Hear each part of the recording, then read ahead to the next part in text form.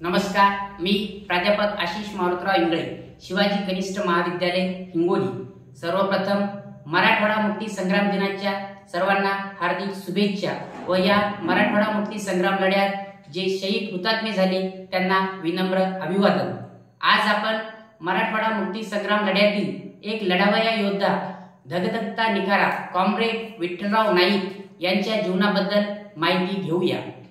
इसवी सन 1724 ते 1948 या काळात निजाम राजवटीमध्ये 7 निजाम होऊन गेले। हैदराबाद संस्थानात कर्नाटक, तेलंगणा व मराठवाडा ही 3 राज्ये निजामाच्या वर्चस्वाखाली होती। भारताला 1947 साली स्वातंत्र्य मिळूनही हैदराबाद संस्थानातील जनता गुलामगिरीतच होती।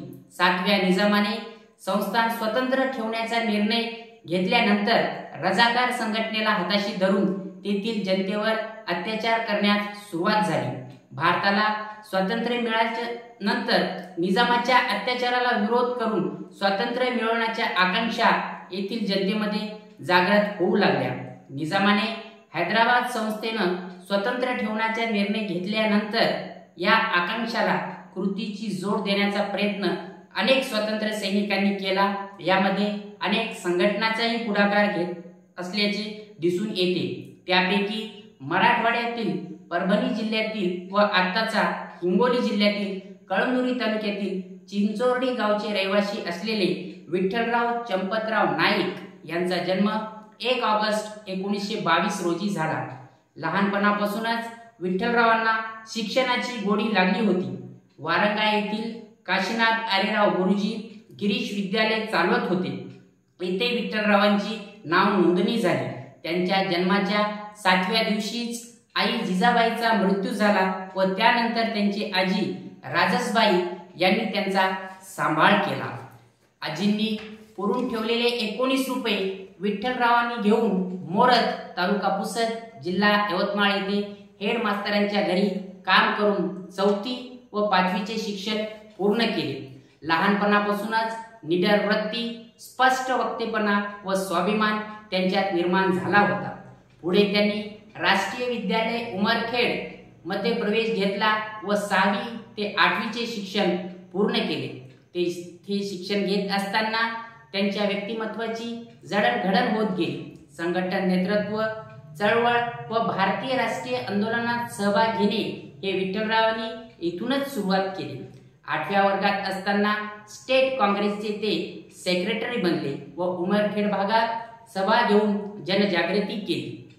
बाकलीवालच्या राजस्थानी हायस्कूल मध्ये वाशिमला 10व्या वर्गात शिकत असताना देशाची आणि देशात सुरू असलेल्या स्वातंत्र्य आंदोलनाची खरी तोंड ओळख त्यांना तेथेच झाली। न्याय हक्कासाठी झगडणाऱ्या विठ्ठलरावांच्या अंगी चळवळीचे वारे वाहू लागले। अशातच वर्धा येथे महात्मा गांधींची भेट घेऊन त्यांच्याकडून सत्य, अहिंसा या मार्गाचे अवलंबन केले। याच काळात स्टेट काँग्रेसने सत्याग्रह सुरू केले। विठ्ठलरावांचे मन शाळेत लागेना।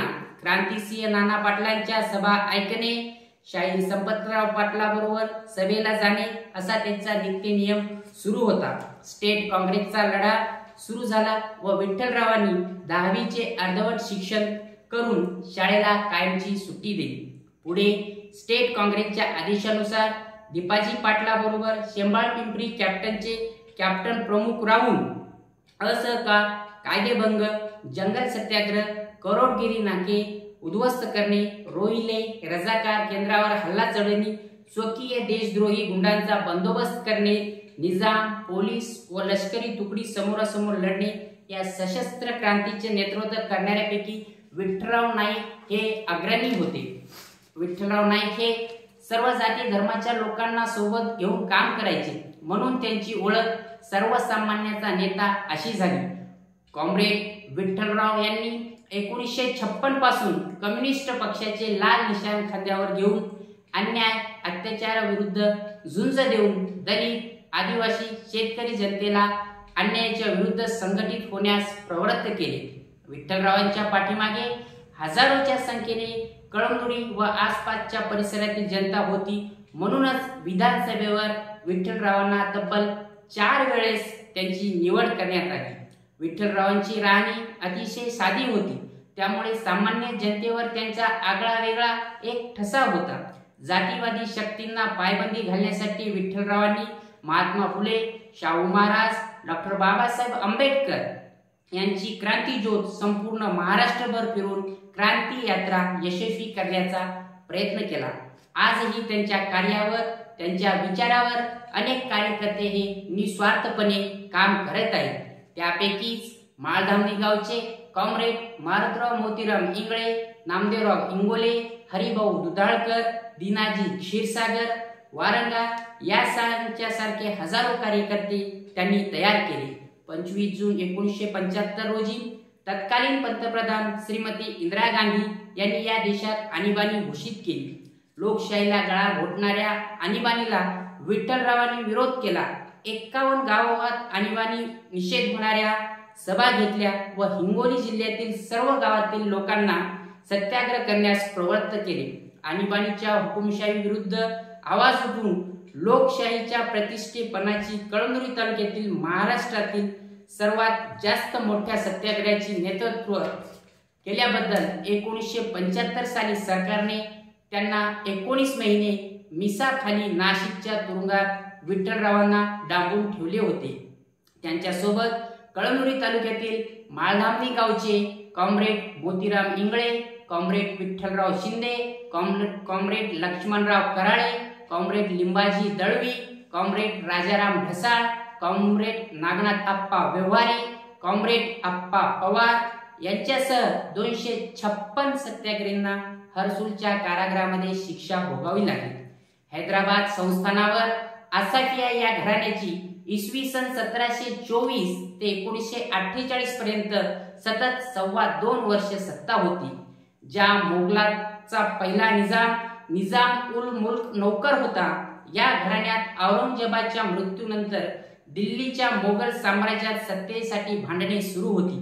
त्याच निजाम उल मुल्कने फायदा घेतला आणि दक्षिणेतील मुघलांची सुभेदारी फेकून 1724 मध्ये आपलीच सुलतानी घोषित केली.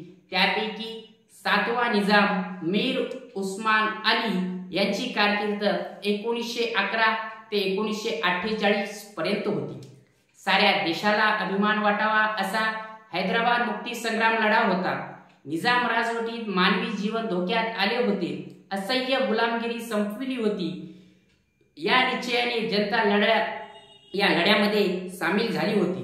परभणी जिल्ह्याचा पूर्वीचा हैदराबाद संस्थानातील मराठवाड्याचा प्रमुख जिल्हा होता व आताचा हिंगोली जिल्ह्यातील कळमनुरी तालुका सर्वात जुना तालुका म्हणून प्रसिद्ध आहे. कळमनुरी तालुक्यातील विठ्ठलरावांनी हैदराबाद मुक्ती आंदोलने केली.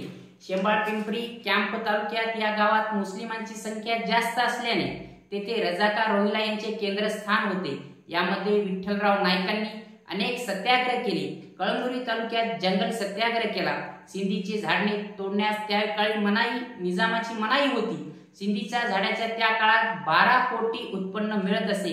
या जंगल सत्याग्रहामुळे निजामाला मोठ्या प्रमाणात नुकसान झाले. विठ्ठलरावांनी गाडीबोरी कॅप्टन प्रमुख होते. ऍक्शन यशस्वी करण्यासाठी गाडीबोरी नाक्याची पाहणी व माहिती घेण्यासाठी विठ्ठलरावांना 8 दिवस लागले. 26/11/1947 रोजी विठ्ठलरावांनी नाक्यावर हल्ला चढविला व विठ्ठलरावांच्या नेतृत्वाखाली शेंबाळपिंपरी कॅम्पची ही ऍक्शन यशस्वी पार पडली. शेंबाळपिंपरी कॅम्पमधून विठ्ठलराव नाईकांनी कळमनुरी तालुक्याच्या सरहद्दीवरच सावरगाव, खानापूर, शिऊर नाका हे करोडगिरी नाके उद्ध्वस्त केल्यानंतर 3 डिसेंबर 1947 रोजी सर्व गावे शेंबाळपिंपरी येथील सैनिकांनी उद्ध्वस्त केली व त्यामुळे निजामाचे सैन्य व पोलीस घाबरले व 15 ते 20 मैल मागे सरकले. या संधीचा फायदा घेऊन विठ्ठलराव नाईकांनी 40 गावे ही त्या काळी स्वतंत्र केली.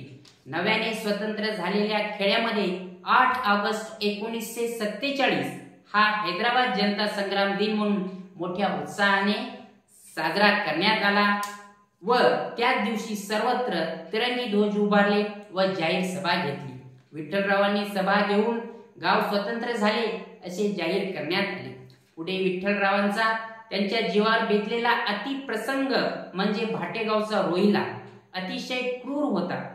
तोच राखीव पोलिसांना गुप्तपणे माहिती देत असे. त्यामुळे स्वतंत्र सैनिकांना लढ्यात अडथळा निर्माण होत होता. शेंबाळपिंपरी कॅम्प प्रमुख दीपाजी पाटील यांच्या आदेशानुसार विठ्ठलरावावर रोहीला ठार करण्याची जबाबदारी सोपविली व त्यांनी ती अत्यंत तळमळीने रोहीला झोपेत असताना त्याला जाग आली असता विठ्ठलरावांनी त्यांच्यावर गोळ्या घातल्या व त्या रोहिल्याला ठार केले. भाटेगाव मधल्या लोकांची